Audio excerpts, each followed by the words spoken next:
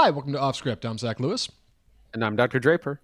Today on the show, we're taking a look at Kingdom of the Planet of the Apes. The new Apes film is out from director Wes Ball. Hasn't done a movie in 6 years since those Maze Runner movies. Still worth your time? Any good as the Andy Serkis movies? We'll tell you all about it in just a minute. We're going to take a look at The Idea of You. This Amazon Prime direct-to-video movie is out, starring Anne Hathaway and Nicholas Galitzine, based on a book by Robin Lee. What's going on? Rom-com? Fun? Good? Why such big Academy Award-winning talent? We'll tell you all about it when we get to it. We're going to take a look at Tarot, which I didn't think we were going to watch, and I actually didn't. Andy ended up catching this one, so he's going to do a mini review towards the end of the show. Keep an ear out for that. We're going to talk about some upcoming trailers, some things that are happening. Before all that, we got to get to the news. It is a very full show this week, Andy. Very full show. Oh, boy. Lots to talk about. Lots of news. Lots of trailers. That's right. Go ahead. Well, we're gonna be picking it up with our first big story. Sydney Sweeney is signed on to play iconic boxer Christy Martin. If you don't know, and I did not know this, Christy Martin was an up and coming boxer in 1989. She was the first woman to ever be on the cover of Sports Illustrated, the first female boxer to sign with Don King. She became a champion in her weight class. She also had a lot of tragedy kind of going on behind the scenes, substance abuse, domestic abuse. At one point, there was an attempt on her life was made. So it's a really harrowing story, as a lot of times boxing dramas tend to be. And Sydney Sweeney's going to be getting in the ring. Apparently, she's a big fan of combat sports and MMA and does some of that. And she's all about committing to the physicality of a role, going to be getting in the gym, buffing up. And I think that's a good move for her. It reminds me of when Margot Robbie did I, Tonya. You know, she was picking very challenging roles as her star was rising. Yeah, physically demanding, emotionally challenging, lots of weight to carry, but Sydney Sweeney loves challenging herself. Additionally, there was some news this week about her covering a Barbarella movie from Edgar Wright. That would be a Sony production. You'll remember when she did Madam Web. That was a business deal to get in with Sony. That was the pitch. She was like, I just wanted to get in. It was a strategic business decision. And then she might be doing this movie. She also sold Anyone But You to them. Like we talked about when she did Immaculate, a film she produced. It seems like young actors and actresses coming up right now, just like any other job, you got to do it all. You got to produce yourself. You got to find projects for yourself. You got to greenlight scripts for yourself. Sweeney is teaching what seems to be a masterclass in how to do that, because she keeps finding and landing and performing roles for herself that everybody seems to like. These both seem like bangers. A bit of a historical bio, a bit of a weird time, space, heroine, traveling, ancient myth. I honestly, have you seen Barbarella? I'm going to be honest. I have seen Barbarella. So Barbarella is a very iconic, sex comedy from the 60s, which is kind of hard to imagine that something like that was even made back then. It's very tongue-in-cheek. It's very campy. So Edgar Wright's the perfect person to do this and to kind of bring this property into the 21st century. If anyone, it's because it's got to be both very sexy, but also very tongue-in-cheek and very self-referential. So I think he's the person to do it. It'll be a good matchup. Yeah, and I think Sweeney's good talent for it. Another story we got to get to this week. Any other thoughts on Sweeney before we move on? Because this may be the meat of the news, what we're about to get into, and I really just want to prepare you for shifting to that.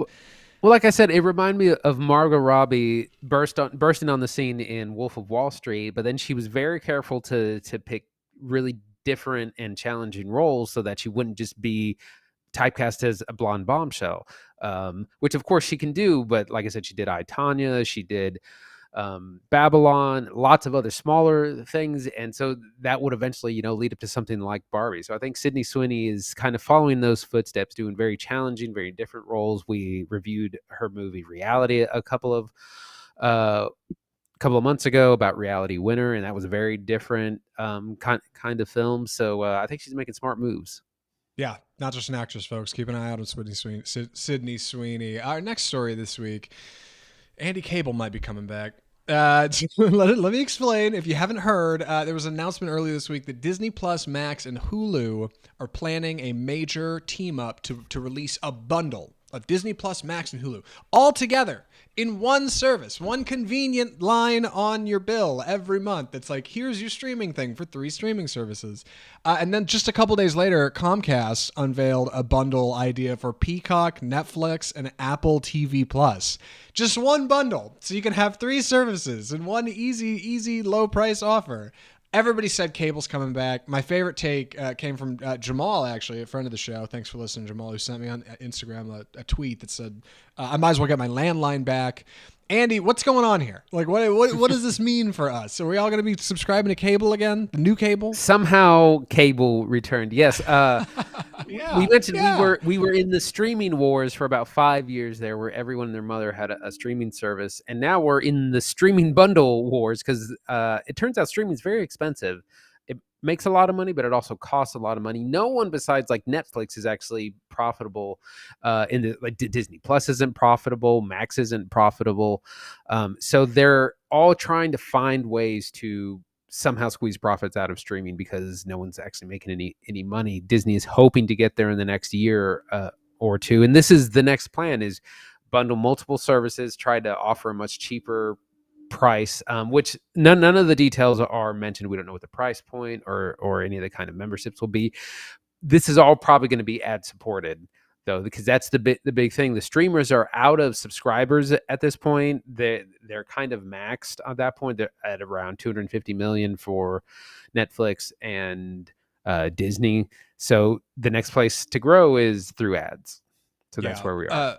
It's no fun all around. All right. I wish I could swing this as some kind of like peachy, pie in the sky idea that will get more projects greenlit and bring new, fresh talent to Hollywood. I'm sure those are the kind of things that these executives are telling their stockholders. But it feels more like, to me, and likely to you and other consumers on the internet, like Andy said, they're out of subscribers. They have to figure out a way to either change service or up the price or figure out how to get you to pivot into something different. And this is part of that, right? I would bet, if anything, these bundles like previous offerings, especially that Verizon one that did, what was it, Netflix and Max. Verizon offered a bundle late last year. That was kind of the first one. I'll bet, if anything, these have ads in them. So if you're one of those ad-free subscribers, like, you don't get to take advantage of these sweet new low savings. And if you do jump onto it, you're going to get ad content. And that's stuff they can tweak and change in the future, like to just serve you more ads and get more dollars per minute out of your time. I don't like it. It feels like all these big streamers are towing the waters of how to make things worse for everyone, right? Like, every time they upgrade a new thing, it gets worse. Andy, when does it get better? What is the true answer? Are we all to start sailing the seas on the internet? The high seas, if you know what I mean? I don't know if I could say that on Facebook. I think I could say that on Facebook. Man, I really don't know. It's about who can survive. And we talked about Sony. If they buy Paramount, that they're gonna inherit that streaming service as well. And we said on this show months ago, maybe possibly years ago, that consolidation would have to happen, and that would be the answer to streaming survival. And we're finally starting to see that now. It all depends on what these price points are going to be. We don't know. We know that a lot of this is being combined with cable packages or with phone packages like AT&T or Comcast. So it's going to be interesting to see what the final deals are like. But it's basically cable is coming back. The unions are upset because the streaming doesn't pay residuals hardly for anyone, whereas cable did. So it's a worse deal for the labor involved. So we don't know. We'll have to wait and see what these price points are. Yeah, we have no idea. Like Andy said, all we do know is that Comcast CEO Brian Roberts talked about unveiling the answers for his Peacock, Netflix, and Apple TV Plus bundle very soon. He's calling it loosely Stream Saver. Stream Saver. What a title. Our next story this week. Terrible. There's a new Lord of the Rings movie coming. Oh my God. Did you hear about this, Andy? The Warner Brothers is going to release a movie tentatively called, this is the working title, Lord of the Rings, The Hunt for Gollum in 2026, with Peter Jackson to produce and Andy Serkis to direct. Now, I think The Hunt for Gollum's a goofy title. It's a working title. They said that. And more importantly, there is some talent behind this. Peter Jackson, Andy Serkis. So if you're skeptical that they're putting a Lord of the Rings movie out and that it might not be good, it's worth mentioning it's got some heat. What do you think of this, Andy? Well, we had reported before that Warner Brothers was going to be leaning heavily on their IP catalog to bring new properties forward. We saw that in the announcements of things like the fifth Matrix movie. So it's no surprise that Lord of the Rings was going to get some sort of reboot, remake, or just new properties in. And this is planned to be the first of a series of movies. Who knows? Could be a trilogy, could be more. This is going to look at the search for Gollum that is referenced in the first Fellowship of the Ring, where he comes into possession of the One Ring, and all the forces in Middle Earth seek him out. So it's a bit of a prequel, or at least it's some backstory that wasn't really fully explored in the original films. I'm kind of excited about this. Because of who's involved, and I'm a big Lord of the Rings fan, so I could always use more. It's just, you got to have a good, compelling script, and we'll see how it shakes out. Andy's right. We've covered this in the show before. Warner Brothers is looking to leverage IP that they have. And one of my most anticipated films of this year, when we talked about the beginning of the year, our top 10 most looking forward to, was The Lord of the Rings, The War of the Rohirrim, which we're finding out more details now. We don't know anything about it, but what we're starting to hear is that it is, I've got this here, animated. It's from director Kenji Kamiyama, who has done a lot of anime work. He was on that Blade Runner series over on Netflix, and we know it's supposed to be coming out December 13th. Could easily get pushed next year. Warner Brothers has not really released anything about it. This has been more news, I think, centric, and this is something they're aiming to do in 2026.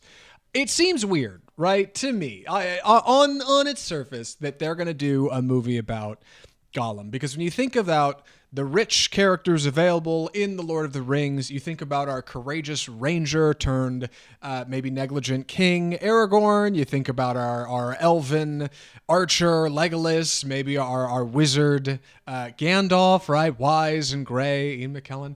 All great characters, but none of them hold a candle to Gollum, right? Like you gotta talk about this guy first. And I think a lot of like the end of Game of Thrones, like, spoilers for those of you who haven't seen it, when Tyrion Lannister is like, who among us doesn't have a better story than Bran the Broken? And it's like everyone literally has a better anyone. story. Everyone. But you know what? Whatever. And for what it's worth, like I said at the top, like Andy Serkis, Peter Jackson, both huge to have back. Obviously, they're going to be working very closely on this. And I did like this quote from Jackson. Deadline just dropped before we got going here, an interview with Jackson and Serkis. And I'll sum this up really fast. On working on the project, here's what Peter Jackson told Deadline. Quote, "The Gollum Smeagol character has always fascinated me because Gollum reflects the worst of human nature, while the Smeagol side is arguably quite sympathetic. I think he connects with readers and film audiences alike, because a little bit of both of them in all of us. We really want to explore his backstory and delve into those parts of his journey we didn't have time to cover in the earlier films. It's too soon to know who will cross his path, but suffice to say, we'll take our lead from Professor Tolkien." Direct quote. That's not, I mean, I realize it's a bit PR speak, but like that's certainly more than we got in this initial announcement. Serkis seems really excited to be working on it. I know he's done a lot of work on audiobook stuff for Lord of the Rings through the pandemic. Like he's very passionate. He was even, he was a motion capture executive producer on Guardians of the Galaxy 3, which had a lot of motion capture, animal stuff in there. Like, so good talent is behind this, I guess is what I'm saying. But boy, the subject matter just makes me a little skeptical, right? Andy, am I crazy? I mean, I don't think just because it's about Gollum doesn't mean he's going to be the main character. Like, right, and it's working everyone's title. Yes, yeah. You know, I can go that way. Everyone's after him and the ring, so you could have the story focus on a different main character. You could have someone from the race of men or one of the elves, something like that. You could tell the story from a different perspective, and I don't think it's necessarily going to be a Gollum backstory for 2 hours. I think that would be a mistake. I think, like the first movie, there's a lot of storytelling that's going to be going on from lots of different perspectives. Yeah. Much like much of our news that we cover on Off Script, odds are, like, your parents, your average moviegoers, they don't know anything about this. They haven't heard about this yet. They're just going to see the trailer and be like, oh my God, a new Lord of the Rings movie. And that'll be a better read on how the general public feels about it. Obviously, I can't quite say how everyone feels, but for what it's worth, I think a different title might be appropriate. Just a pivot or something. Even the War of the Rohirrim sounds a little bit more exciting, even though I don't even really know what that means. We'll have to see. Keep it here for more on Warner Brothers here on Off Script. Happy Gilmore 2 is officially coming from Netflix. Yes! Follow up to the beloved 1996 comedies confirmed to be in the works at the streamer. We're following this up from just a few weeks back when Christopher McDonald plays Shooter McGavin in Happy Gilmore, the 90s golf comedy starring Adam Sandler. He said on a radio show that he had been given a script from Adam Sandler for Happy Gilmore 2. Got a bunch of news, got big for a couple days. We covered it here on the show. And then now Netflix is following up and saying they're doing it as a part of their deal with Adam Sandler for his bunch of movies that he's just making over at Netflix, right? Traveling the country and going to different parts of the world with his friends and making movies on the side. That's how Sandler wants to retire. And apparently Happy Gilmore 2 is going to be a part of that. And of course, he'll be back to star. Andy, have you seen the first one? And what do you think?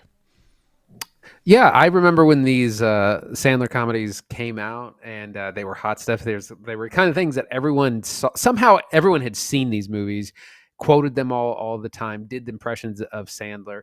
Definitely products of their time. So I don't know how that brand of humor is gonna, and not that it's inappropriate or anything like that. It's just I don't know how that kind of comedy is gonna work 30 years later. We've seen a lot of trouble with sequels to classic comedies not work particularly well.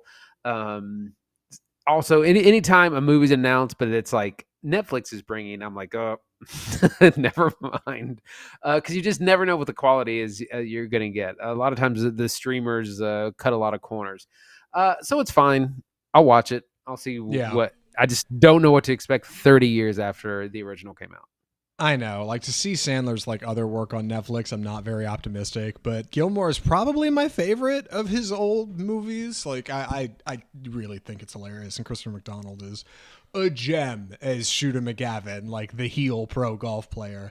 I would bet the best joke they get out of this movie, I don't know if they'll do this, but we'll see, is since they can't get Bob Barker back, rest in peace, they'll have Drew Carey come play like a charity tournament with Happy, and I'll be like, oh, this guy, and they'll like get in a fight again, and then he'll say something about the price being wrong. That would be really funny. Yeah, right. I don't know. We'll see what happens. I'll definitely watch Happy Gilmore too, though. Probably a W for Netflix. I bet they get a bunch of plays. One more story this week from the box office. The Kingdom of the Planet of the Apes is climbing to a very, very steep global opening. Andy, is this the new Godzilla X Kong? Do people love monster movies? Is this where we're at? CGI? What's going on? Not quite. It had a pretty strong opening at 58.5 million. Opening kind of behind the previous installments, at least. Behind one, ahead of others. Pretty strong, 130 million globally on a $160 million budget. So it is going to be in profit territory pretty soon. There's not a lot of competition this week. It'll probably do well once it hits rentals. Also, not bad, but we have kind of two mediocre openings in a row to kick off the summer movie season. Of course, last week we had the Fall Guy opened up, not super strong, and Kingdom of the Apes is doing better, but still we haven't had like a big like blockbuster opening quite yet. Yeah, obviously, Kingdom of the Planet of the Apes is doing well overseas, which is good. Most of these big budget CGI features do well overseas. That's usually not a concern. I think even in China, it's doing okay, which is a bit of a surprise. And additionally, it's doing big business in IMAX formats, which is something that I find people are just fighting more and more over. Like, before the pandemic, yep, IMAX was like big, but it wasn't that big. But now, like, people really, if they're going to spend the money on a movie ticket, they want it to be transportive. Like, you want to be taken to another world. You want to be swallowed by the screen, right? Like, no better way to go see a big feature like this than Apes. And I'm excited to talk about it because I have not seen most of these previous Apes movies, whereas you're pretty warm on them. So I think we'll have a good conversation in just a second. But bummed to see Fall Guys not doing as well. But what are you going to do? I think people thought it was going to do better, and it is. And meanwhile, Challengers is holding at number 3, which is surprising in its third weekend. God, I saw the Blu-ray for Challengers. It doesn't have any cool features, Andy. Like, nothing great on it. Anyway. Sorry. Gosh. Come on, Luca. Yeah. Right. Come on, Luca Guadagnino. We can't get a commentary with you and the 3 cast members? I guess not. Whatever. Any other news from the box office? Tarot, which we're going to talk about here in a little bit also, really, really pretty strong opening. Or It's holding up at around 20 million. It's on an $8 million budget. Again, it's micro budget horror, doing pretty good numbers. Wouldn't be surprised if we get a sequel.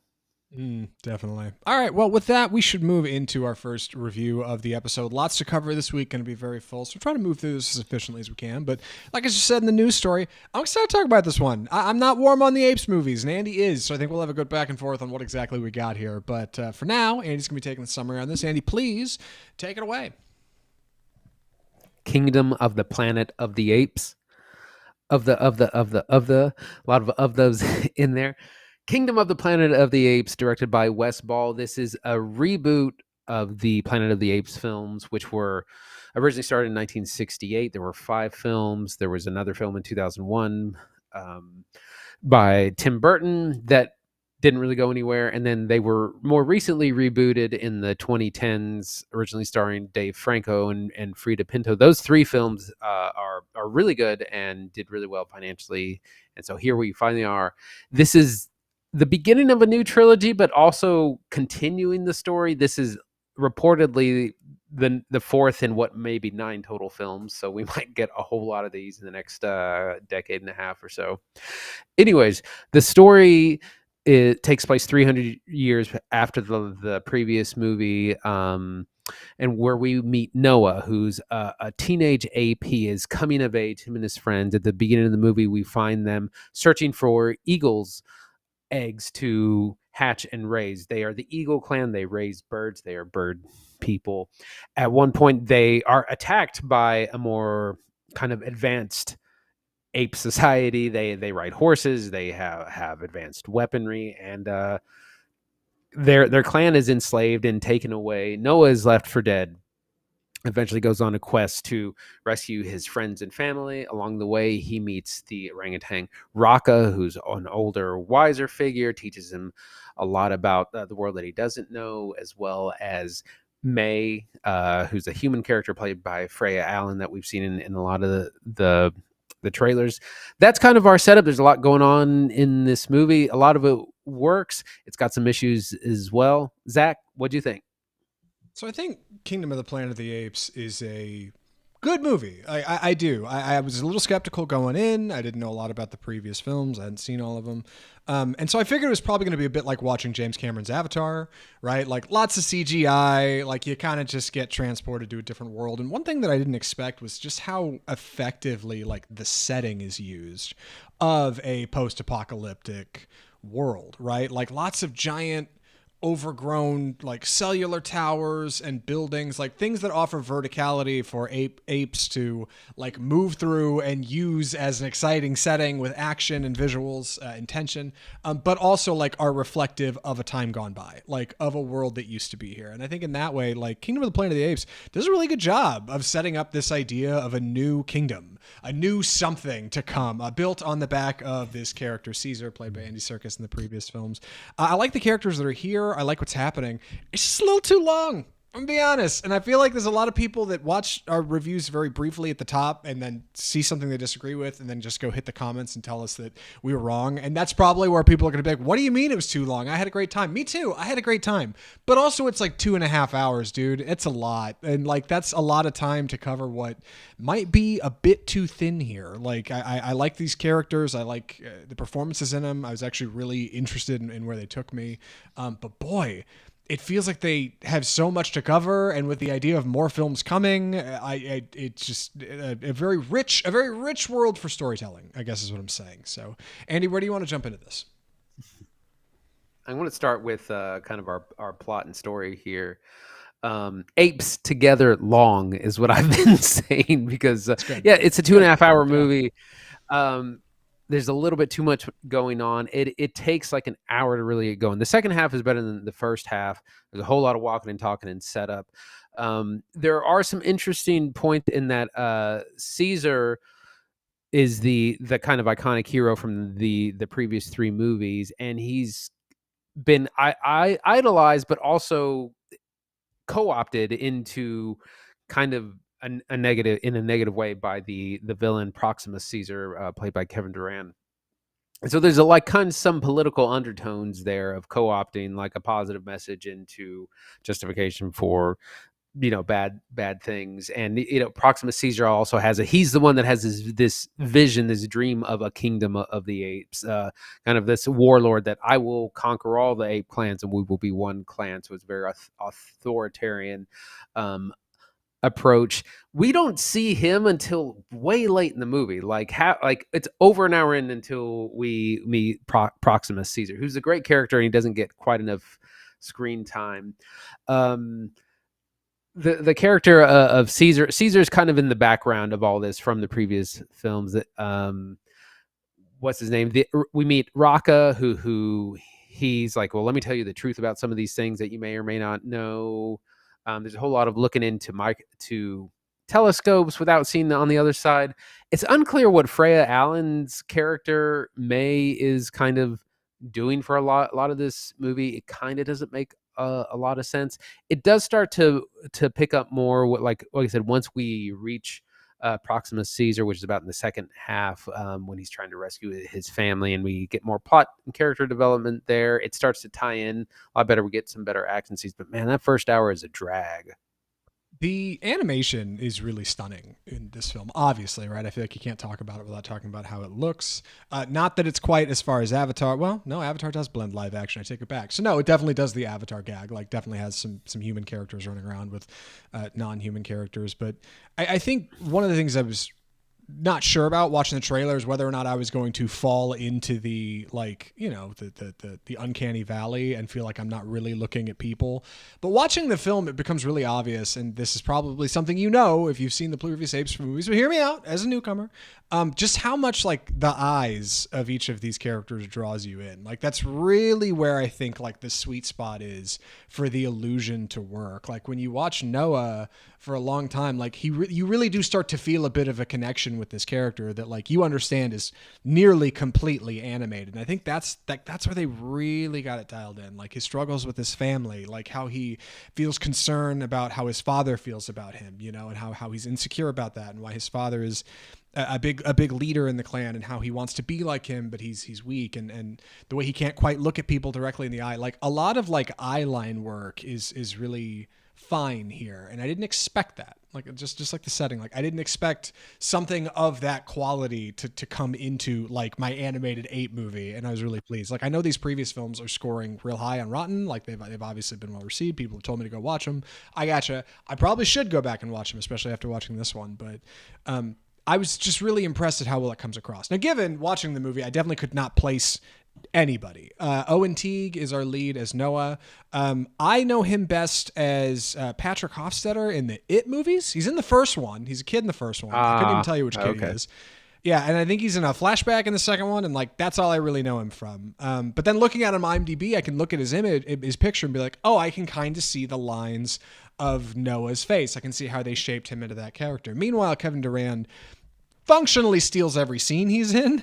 And Proximus doesn't particularly look like Kevin Durand, but like he's so like magnetic, like his energy. He opens the trailers. It really was. I kept waiting for him to show up in the movie. I was like, when is this guy going to turn up and make things happen? He does. I want to see the monkey. He's great. Yes. Like when Proximus shows up, fantastic. Like, I am a fan. Proximus is a great character. Solid villain.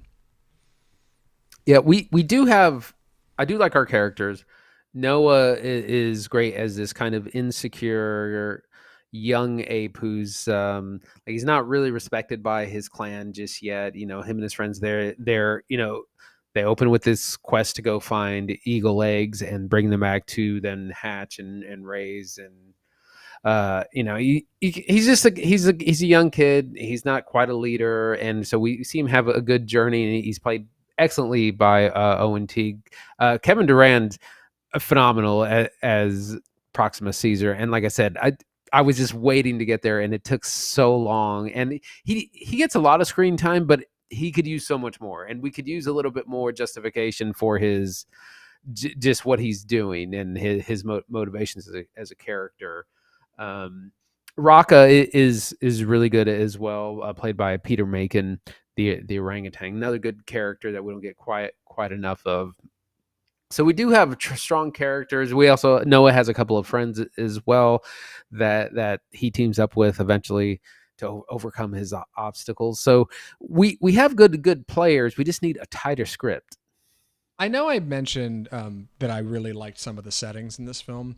I can't get over how real the settings feel. And that is maybe one of the best illusions this movie pulls. Wes Ball directed previously the Maze Runner films, the young adult adaptations. I have never seen any. I think maybe I saw part of the first one. And other than that, I've never seen any of them. I don't know anything about them. But he hasn't directed a film in 6 years, which is weird because he's the guy that's directing that new Legend of Zelda movie for Nintendo, live action. He's it. Wes Ball is who that's coming from.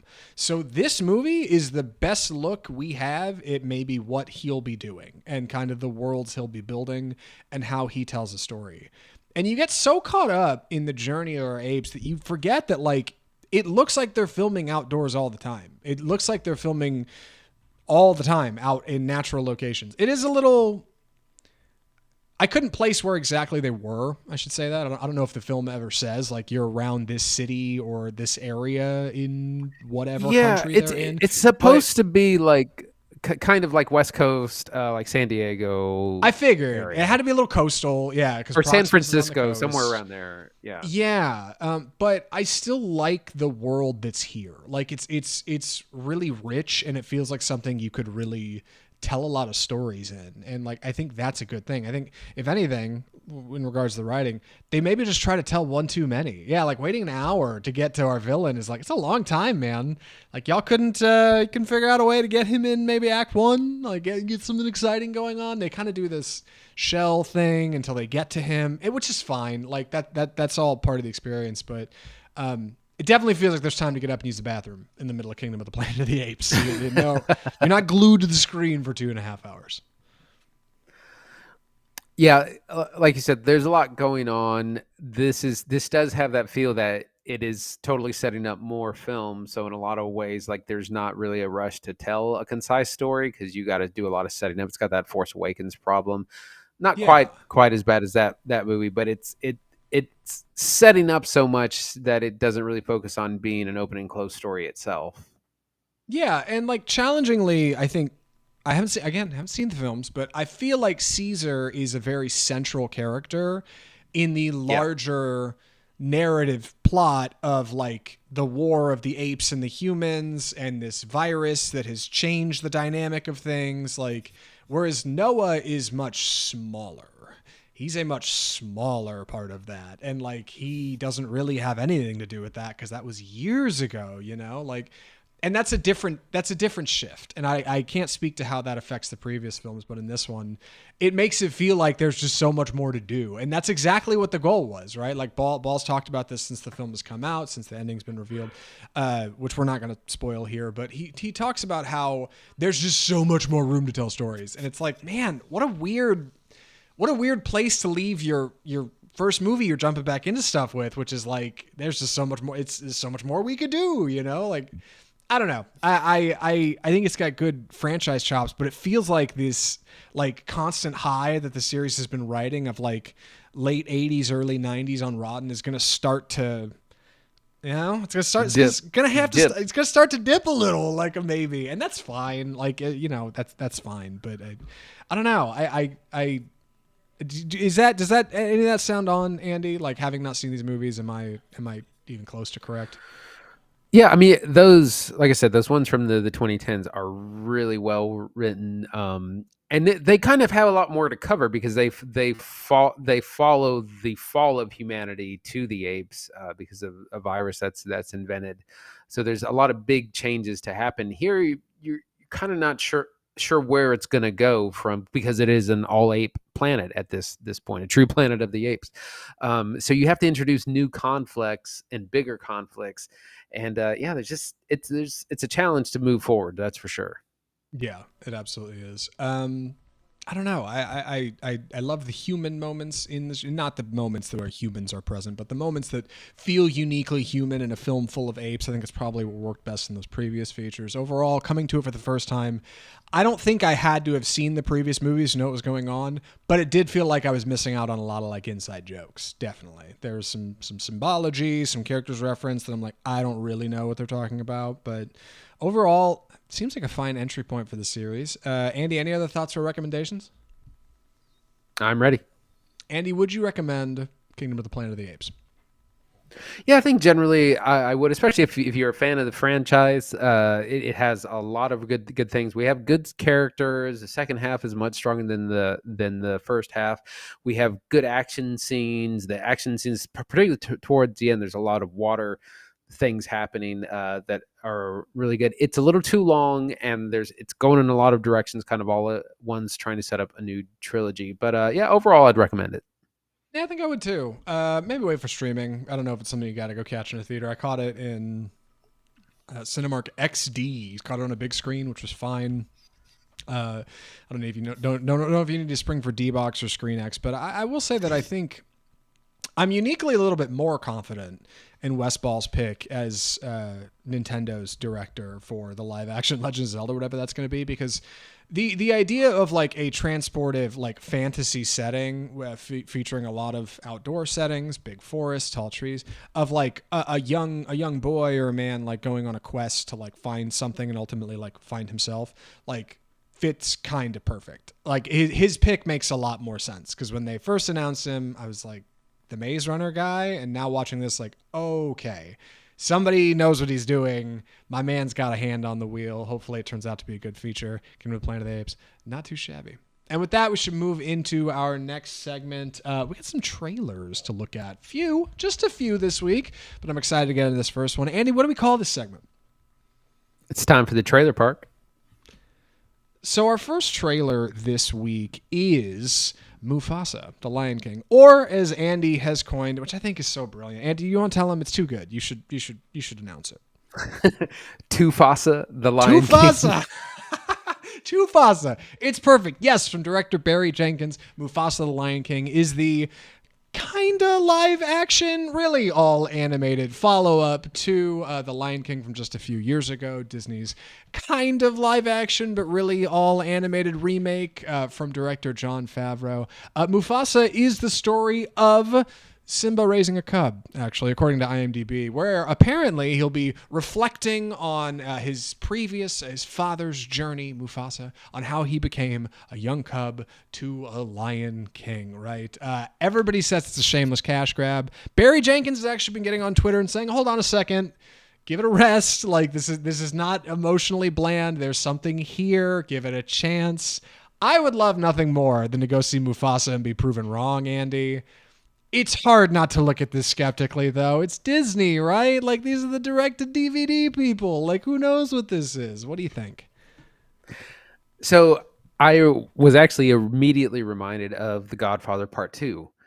And for those who don't know, The Godfather Part 2 is both sequel and prequel to The Godfather. It's the sequel to the first movie, but we also get the prequel story of the patriarch, Don Corleone, 50, 60 years before. So it's kind of both things are happening at the same time. That's what's happening in this movie. It's a sequel to The Lion King, the live action. Simba is now King of Pride Rock, but it's also, like you said, it's a prequel, and that there are flashbacks to how Mufasa became Mufasa as well. So it's The Godfather Part 2. I'm actually more positive about this because the Lion King remake, you knew exactly what it was going to be. It was going to be The Lion King, the movie you've already seen. In this, they have to go in a new direction. They have to do something new because they're telling a new story, they're telling new backstory. So they at least had to come up with new things. So I'm not going to be sitting there waiting for the shots that I already know are coming because of the animated film. So I think I'm a little bit more positive on this than I was the original Lion King remake. That's thoughtful, actually. That's a really good point. I agree. You're right. I should give this a chance. How bad could it be, right?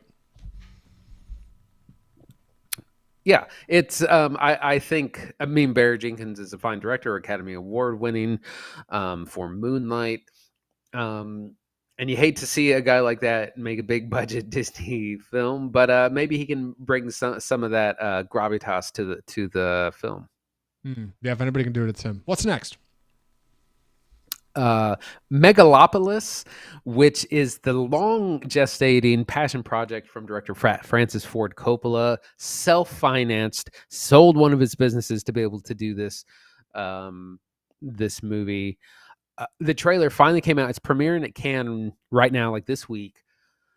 The trailer is is bizarre. It's all over the place. The tagline is an architect wants to rebuild New York City as a utopia following a devastating disaster. This architect is played by not Shia LaBeouf, Adam Driver as Caesar Catalina, and I mean, there's just everything. I can't even really describe this trailer because it's like Art Deco but futuristic, very dreamlike, and it reminds me of those kind of crazy troubled productions, things like Apocalypse Now or Heaven's Gate, and like you just don't know. It could be the most brilliant thing of the 21st century, and it could be a huge disaster. Personally, it looks like a huge disaster to me. But Zach, what do you think? Oh, it looks like a disaster. I can't wait to see this movie. Megalopolis, if you've kept up with it at all, or if you've been listening to the show for a while, we've talked about it in the past, for all intents and purposes, should be a terrible feature. Like, there's no way this thing comes out being good. I mean, even after the original screening just a few weeks back, people were talking about how there's no way to market it, and no studio wants to buy it because they don't think they'll make a profit. And meanwhile, Francis Ford Coppola is not only pushing for a holiday 2024 release, he wants it on IMAX screens. He wants to bump other projects to get this on the biggest screen possible. It's amazing. And even though I know all of this, even though I know that everybody says from the crew that worked on it that it's not going to be good, and they said it was a mess, a nightmare to work on, and that Coppola was like sitting in his trailer smoking marijuana instead of like coming out and doing the shoot, and Adam Driver is getting paid $6 million a day to have a projector shot on the side of his face. Like, I tell you, I watch this trailer and I see this American Zoetrope like slate at the front, and I get a little excited because this is something that comes from somebody who truly believes in what they're making, so much so that they sold their winery and everything for it, right? Like all things must go. It's like that kid who sold all his belongings and bought a bus and drove into Alaska. Like, there's no way it comes out being good. It's guaranteed to be a disaster. But if somebody goes and watches movies, dude, I can't wait to watch Megalopolis. I hope it's so. I hope, if anything, I come out on the rare side of rare side of people who love it, even though it's weird. I'll probably hate it because I usually don't go for stuff like this. But the trailer looks weird. Megalopolis looks rad. Any other thoughts on that one, Andy? One more trailer to talk about. I'm excited to see it because I always want to see someone who like just swings for the fences, but it does look like a train wreck. But you never know, because Apocalypse Now was also a train wreck of a production, and it's one of the classics of all time. So, but you never know. No, you definitely watch don't. This one space. More trailer. Boy, yeah, right. Keep it on off script for more. One more trailer to talk about this week. Wicked. We have a full trailer for Wicked, of course. The film adaptation of the musical from director John M. Chu is coming out this Thanksgiving. And it's a good thing, too, because the teaser trailer for this was not that good. The teaser trailer was fine, but you don't really see a lot. This is much more setting, right? We see Glinda the Good Witch, played by Ariana Grande, and Elphaba, played by Cynthia Erivo. I haven't seen the play. Elphaba, played by Cynthia Erivo. We got Jonathan Bailey there. We got Michelle Yeoh and Ethan Slater and Jeff Goldblum and Bowen Yang. Sorry, I'll stop reading off the IMDb page. But we've got a big cast of characters who are excited to tell this story of Oz, right? And how the witches became the witches, and how the good witches, the one in the bubble becomes the one in the bubble. And most importantly, a bit of story here. You can actually tell there's like a witch academy, and there's Oz, and there's Jeff Goldblum in a big green suit. You get some music, you get some visuals. Notably, no part one slate. They're doing the Dune thing. They're not telling you that it's part one. As far as we can tell, this is only half the play. So there will be a part two. Keep it here. You heard it here first. When your mom tells you, I can't believe they only did half the Wicked movie, I thought it was going to be the whole thing, you can tell her, well, I heard on Off Script in May that it was only going to be half the movie. So we got you. That's what we're here for. Andy, what do you think of the Wicked trailer? I felt the same as you did on the teaser. Not excited for it at all. This trailer totally changed my mind. This looks so good. Disney might be back. Disney needs a win so bad. And this looks like this might be their fall hit. We get to see a lot more of Ariana Grande as Glinda and Cynthia Erivo as Elphaba. This looks spectacular. It's got that like Frozen quality, that Disney magic, Disney whimsy. It looks great. It sounds great. The music goes. The score soars. The visual effects really impressive. This looks like it's a hit in a can. Like this can't fail. I'm really excited about this for a change, and I was not excited about that teaser. And I haven't seen this. I haven't read the book, and I haven't seen the stage musical. But I remember when the stage musical was all any like music nerds and theater kids were talking about and singing and listening to, the way like Hamilton was for a long time. That's what Wicked was in like the mid 2000s. So it looks like they've kind of knocked this out of the park, and I think it's going to be pretty exciting. Yeah, I'm in the same boat. I think Wicked looks surprisingly good. One of my favorite things about this, despite just like, the idea of CGI enhancing these movies, which I'm sure there's plenty of, is a lot of times in the trailer you just see full sets with like dozens of extras back there in full costume. Like dozens of people walking around. It's crazy. We've got it up on the live stream if you want to take a look. Of course, it's available on YouTube. We'll plug the rest of the show at the end. For now, we got another movie to get to. Two more movies, actually. The Idea of You for Amazon Prime and Terra, which you saw and I did not see. So I'm excited to talk about that. But first, when you get to The Idea of You, I'm going to be taking the summary on this, so please excuse my clumsy delivery. The movie is The Idea of You. So, The Idea of You is the story of Celine, played by Anne Hathaway, who is a 40-year-old, I'm going to say confidently, owner of a small art gallery in a trendy neighborhood in Los Angeles. And she's divorcee. Her husband, Daniel, has plenty of money, played by Reed Scott, but no time for their daughter, Izzy. Daniel buys tickets for Izzy to go to Coachella, and he buys her meet and greet tickets to see this band that he thinks she likes, called August Moon. But really, it's not a band she's liked since like 7th grade. He bails last minute because, of course, classic Daniel. And Celine ends up going with Izzy, where she has a bit of a meet-cute situation with Hayes is his name. Hayes Campbell, played by Nicholas Galitzine, who we saw previously in Red, White, and Royal Blue. The two of them hit it off. They start texting. And while Izzy's away at summer camp, they decide to maybe take a swing at it and have a bit of a fling. She comes with him to Europe for a tour where, rom-com stuff happens. Romance stuff happens. It's based on a book from Robin Lee. Andy and I don't do a lot of rom-coms on this show, so I'm excited to talk about this one. You might think, wait a second, this is just two dudes talking about movies. They're going to hate it, but not so. All right, we are open-minded here on Off Script, so I'm excited to talk about The Idea of You. Andy, what'd you think? Yeah, it's not bad. There are things that work. There's a lot that doesn't as well. But I'll start with the positives. I think that our performances by Anne Hathaway and Nicholas Galitzine are the standouts of this. Anne Hathaway is bringing the Academy Award winning like A+ material to this like B- level movie. Nicholas Galitzine as well. I didn't realize he sang. He sings a lot in this movie, and he like is a recording artist. Or is like capable of that in real life. So I was really impressed by that. It's fun. It's kind of, the setup is super silly and moves really quickly. Once we get to like their romance, it's a lot more interesting. I have some thoughts on this premise and plot. It has that streamer cheapness though, because you paid for the star power, but a lot of the sets look cheap. A lot of the situations, like, they're not super convincing, but it's not bad. It's definitely got some issues, though. I have a feeling that the book is probably much better. Yeah, I'm kind of in a similar boat. I think at its heart, it's solid. I think Hathaway and Galitzine are the best parts of the movie, for sure. And I think for like a straight-to-streaming movie, it's fine.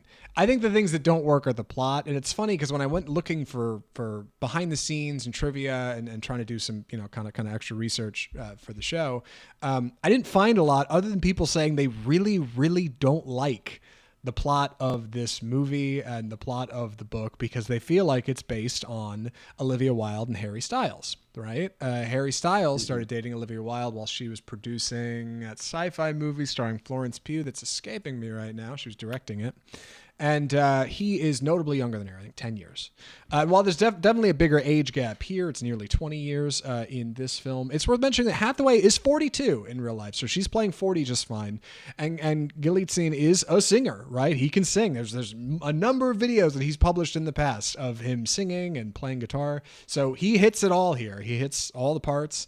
And like the two of them, I think, seem to be doing most of the work to carry the water. What's confusing to me is why they pick these roles. That's something I don't really understand. Hathaway, her performance reminds me a lot of her character in Lockdown, which came out in 2021. It was on HBO Max, starring Chiwetel Ejiofor.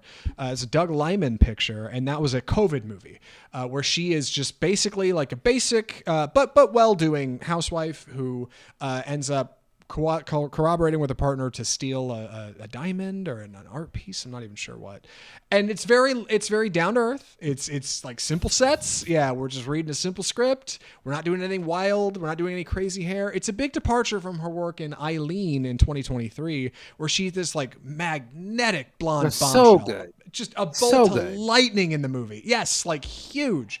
This, she's much more calm. And in that way, I should say that Celine is a character who has had struggles, and she hits that drama perfect. When she tells Hayes about her divorce from Daniel and how much trouble it was, she retells like this horrifying dinner experience that she had where all her friends knew, and like that stuff's really meaningful, and that stuff's really good. Galitzine, meanwhile, obviously, he's singing, he's dancing, and he's playing this funny blend of characters to me. It reminded me a little bit of like hear me out, his Royal Prince character in Red, White, and Royal Blue. Like very sincere, big acting with the eyes, like very pining after another person. Like we've seen him kind of in this romantic young man role, and then also like his airhead character from Bottoms, who is only better on rewatch, by the way. Bottoms is great. Y'all should go watch Bottoms. It's also on Amazon. Yeah. But like young, vapid, like I can throw money in anything kind of character. I'll buy all the art in the art gallery. Like it's fine, I guess. He works good, but I think like from the source material, they're doing all the lifting. These two are the reason you watch the movie. If it wasn't these two in this role, it probably wouldn't be worth spending any time on. Yeah, one issue I kind of have with this premise, the if it really is based on Harry Styles and Olivia Wilde, that's a more interesting story because those are both powerhouse actors and like they are of equal kind of power. One of the things that doesn't work for me in this is even though that Selene is the supposed to be the older woman, it's still kind of a Cinderella story because you have a very wealthy and famous younger guy. Usually these stories are rich and powerful older man and young ingenue. In this, the roles are reversed, but it's still kind of that kind of a Cinderella story where the man, even though he's younger, he's still the one with all the money, all the power. And yes, she has her own art gallery and her own business, but she's still kind of put into that ingenue role. And it kind of undermines what the subversiveness that you're going for. You're trying to like, upset expectations, older woman, younger man, but it would really work better if she was, I don't know, an executive in the music industry or something of that nature. It just kind of, it turns into Pretty Woman. But when you have this setup, like it's like it's still a Cinderella story. She just happens to be older. Yeah, it's funny. I was thinking just a few days after watching it, if it would work if the genders were reversed, and it would be a very different story to make that work. Like I think that's part of what's special about this is that like it feels uniquely human. Like credit where it's due. Like the way these two meet is charming and silly, but nice. And he's drawn in by the fact that she doesn't know who he is, and also she's Anne Hathaway, right? She looks great. Like so Celine doesn't have any problems in the looks department, so he gets drawn into her, and she's interested a little bit in his status, but like not too much because she figures it's just not going to work. There's no way. She got caught up in the idea of you, she says, which is what they say the title of the movie, right? Wink, wink. Yeah, wink, wink. But more importantly, like for a rom-com, like those are the parts that end up being fun. Those are the parts that like you stick around for. The music is fine. None of it's licensed, right? So it's not going to be you're not hearing any bangers like in the Idea of You playlist. They're all just fine. Nicholas Galitzine's covers of songs that he's got on like his TikTok account are better than most of the music you hear in here, but it's heartfelt. He even like belts it in the credits song, which is him singing. Again, he sings all his own parts and he's good at it. Like that stuff all works. The stuff that doesn't work is the runtime. At 2 hours, it's just too long. It's just too long. It's fine. It's too long. As soon as I saw that, I was like, this is a 90-minute idea. It's a 90-minute idea. It sure is. And number two, the conflict. When like the big conflict happens, like most rom-coms towards the end of your second act, something happens. The two lovers are maybe drawn apart, right? Before they ultimately come together or grow in a different way, whatever. Like, I figured it was like I thought it would be a subplot of a larger thing. And it turned out, no, that's the whole movie. This is the whole big event that this film is based around, is kind of this thing that these two are going to have to overcome. And I couldn't believe, I was like, that's it? 2 hours and this is the thing that puts him on the rocks? Really? Like, bit of a bummer. I don't know, but again, I don't know what I expected, right? Like, when I'm clicking on the idea of you on Amazon, what the hell do I think I'm going to get? Oppenheimer? Like, it's fine. And in that way, it's based on a book, and I think fans of the book will be a fan, right? Yeah.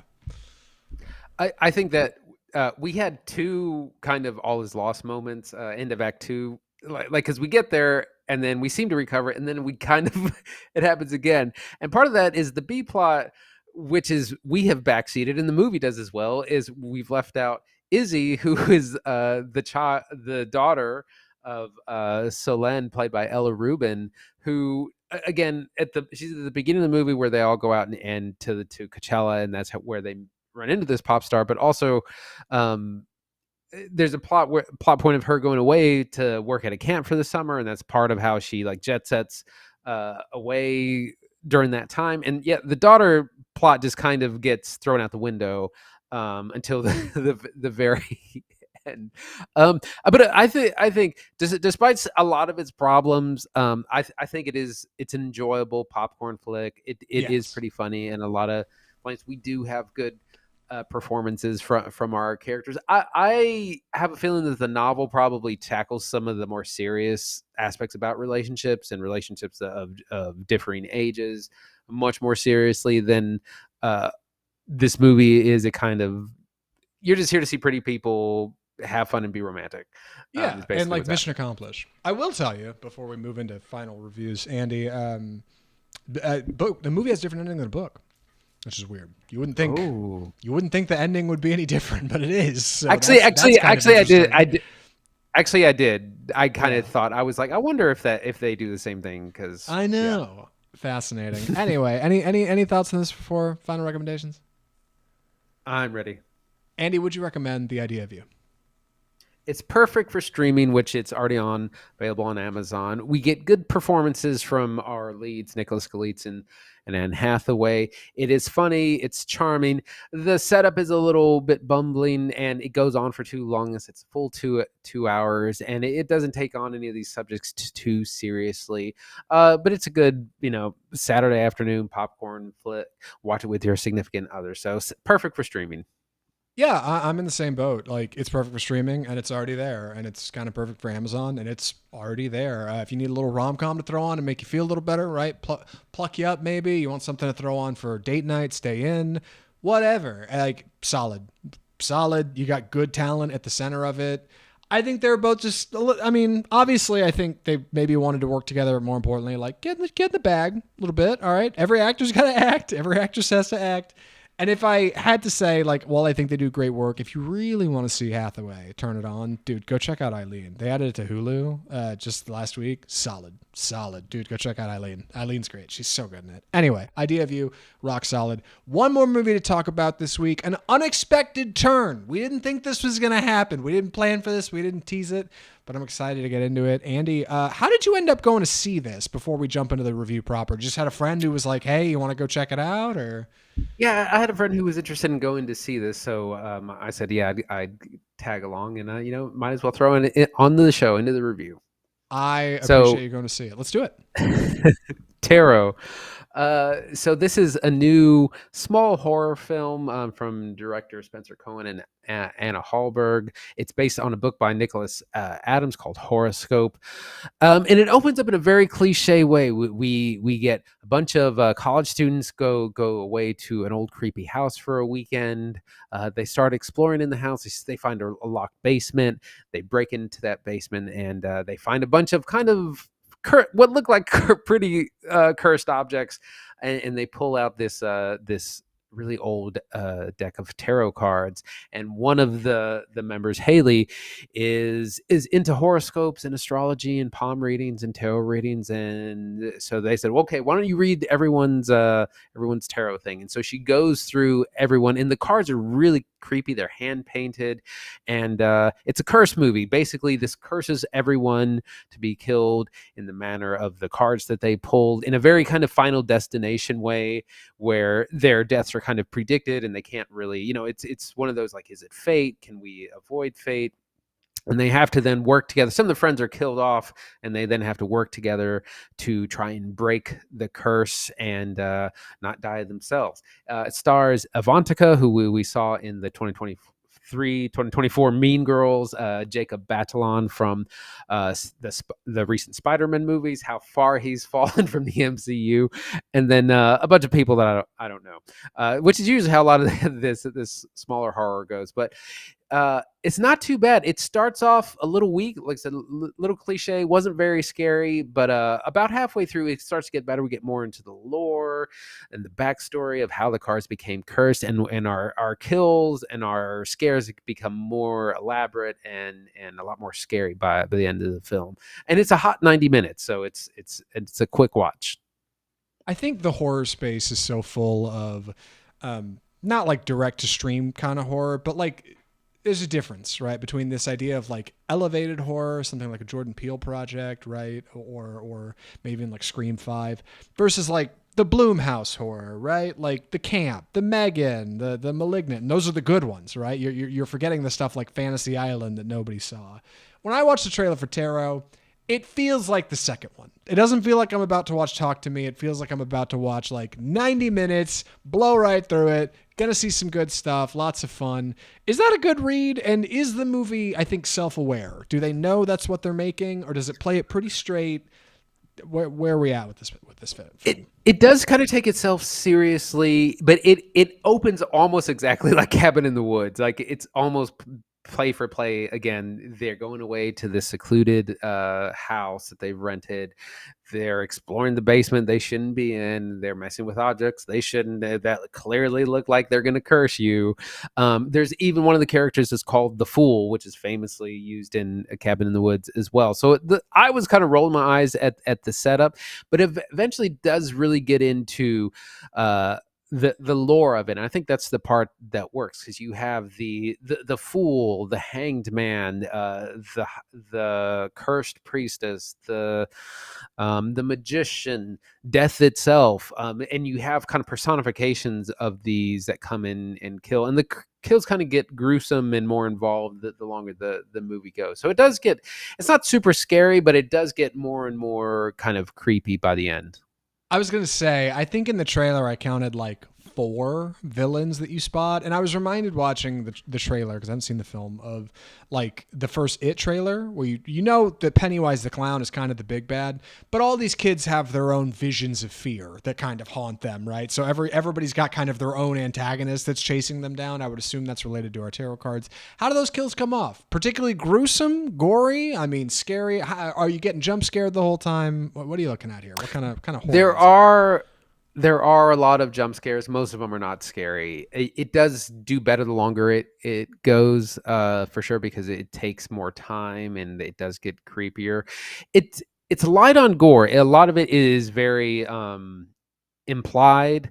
Like you'll see, like a lot, the violence will happen off screen, and you'll just see like a splatter of blood across someone's face, that kind of thing. It doesn't get too gruesome. It's more like kind of Are You Afraid of the Dark, like sitting there, because they're around the candlelit table with the cards, and at one point they have to go find some old witch that knows about the cards and how to destroy the curse and how to destroy them, that whole thing.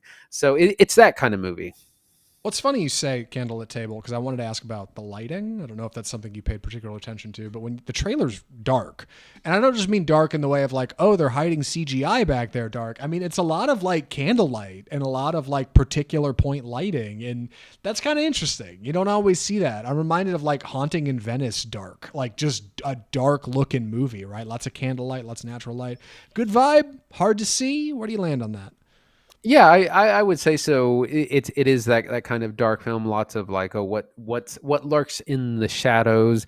It's a kind of movie for like teenagers that haven't seen a lot of horror and won't recognize all these tropes and cliches from from other movies and in horror. So that's what I mean. Like it doesn't get too scary. It doesn't get too gruesome. It's not looking to totally gross out the audience. And it's also, it doesn't take like, there's some weak themes of like fate versus free will, self-determination, can we escape our fate, blah blah. It doesn't, I'm sure the novel gets into those themes a lot more. The movie doesn't, but it does kind of mention that at some point. One more question for you before we move to final recommendations. The last time I remember you watching like a smaller horror that I hadn't seen that maybe hadn't got as much attention, you really praised it, and that was Rebecca Hall in The Night House. You were like, that movie rocked. You told me still I should go back and watch that movie. Does this hold a candle to what's going on there, or would you still recommend The Night House? And then ultimately, do you recommend Tarot?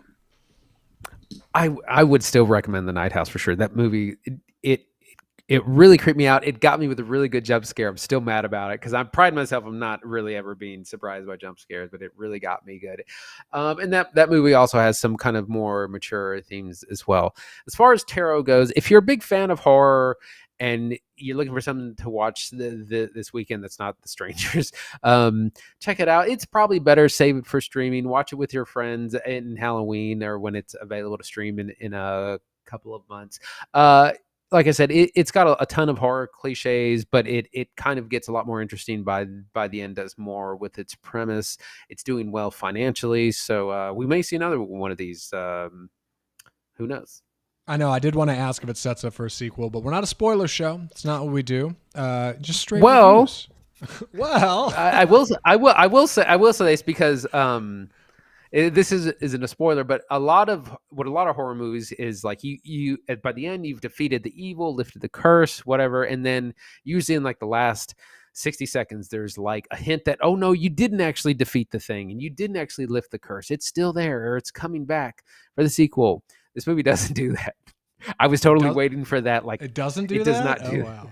Yeah, right. I was totally waiting for that. Oh, like you didn't actually overcome the curse. You didn't actually lift it, and it doesn't. I was like, oh, it's because it has every other cliche, horror cliche, but it doesn't do that one.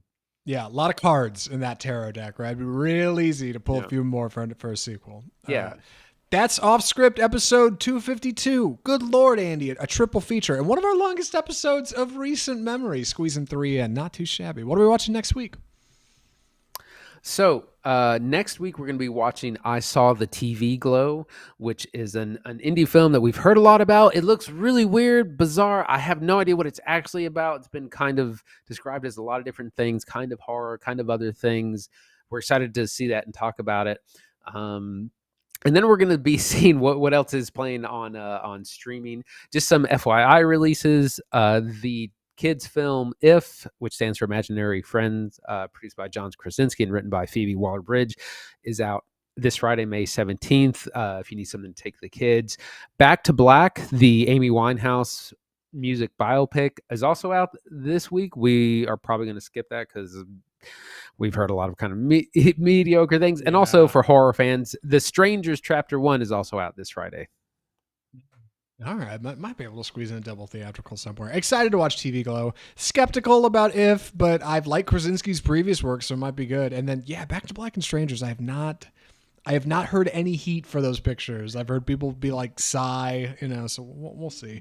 We'll end up watching something. Keep it on Off Script for more. The easiest way, you can see what we watch in episode 253 of the show next week, is to subscribe to the podcast, of course, wherever you're listening and or watching it right now, wherever you're at. There's some kind of follow or subscribe button, maybe below the screen or over to the side, or if you're on your phone, you can whip open a thing or whatever. There's a way to follow us, and you should do it. It supports the show, helps us out. It's a good time. Come join us in our journey of watching movies and talking about them. We like doing it, and we love talking about them with you. You can follow us on all the usual social media stuff, Facebook, Twitter, Instagram. You can comment on our stuff. You can check out our YouTube page. Big things going on YouTube. big things going on over there. You should go check out the individual reviews and the shorts, and you can. Of course, we're on all the usual audio platforms, iTunes, Spotify, Google Play, iHeartMedia. You can follow us there. You can rate and review if you like. Just drop a 5-star if you can, please, for me, for Zach on the podcast. I'd appreciate it. And, of course, you can check out our website, offscriptfilmreview.com, and you can leave us correspondence directly at mail@offscriptfilmreview.com. From all of us at Offscript, the home of Bold Cinema, I'm Zach Lewis. And I'm Dr. Draper. Thanks for watching.